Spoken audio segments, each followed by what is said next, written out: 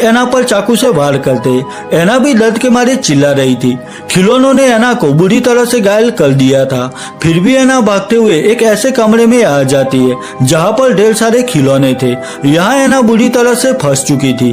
बेचारी एना इतने सारे कातिल खिलौनों से बचने के चक्कर में वहाँ एक खिड़की से नीचे गिरती है और वहाँ पर उसकी मौत हो जाती है।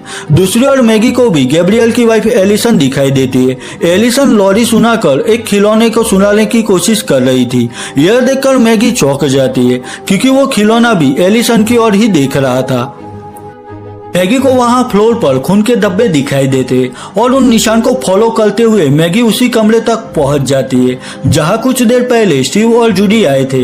यहाँ पर पुरानी चीजें रखी गई थी। आखिर मैगी को अपनी फ्रेंड स्टेसी की आवाज सुनाई देती है। स्टेसी मैगी से कह रही थी कि प्लीज यहाँ से वापस चली जाओ, मेरे करीब मत आओ, पर मैगी फिर भी स्टेसी के पास आती है। यहाँ वो देखती है कि स्टेसी का शरीर सिकुड़ रहा था। यहाँ अचानक से स्टेसी की आंखें निकल कर नीचे गिर जाती। इस हाल में स्टेसी बहुत ही डरावनी लग रही थी। दरअसल स्टेसी भी अब धीरे धीरे एक डॉल में बदल रही थी। स्टेसी का यह हाल देखकर मैगी रोने लगती है। उसी वक्त एक खिलौना मैगी पर हमला करता है। वो मैगी को बांधने की कोशिश करता है, पर मैगी के पास लाइटर था और उस लाइटर से वो उस खिलौने को जला देती है। यह सब देखकर मैगी को भी यकीन हो जाता है कि जूडी सच बोल रही थी।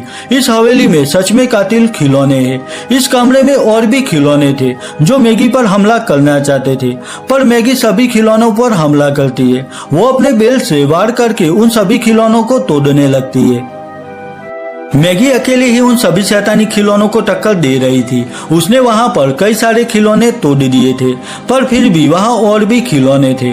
आखिर मैगी वहां से बचते हुए नीचे आ जाती है, पर बाहर उसके सामने सोल्जर के कुछ खिलौने थे। उन सभी के पास गन्स थी।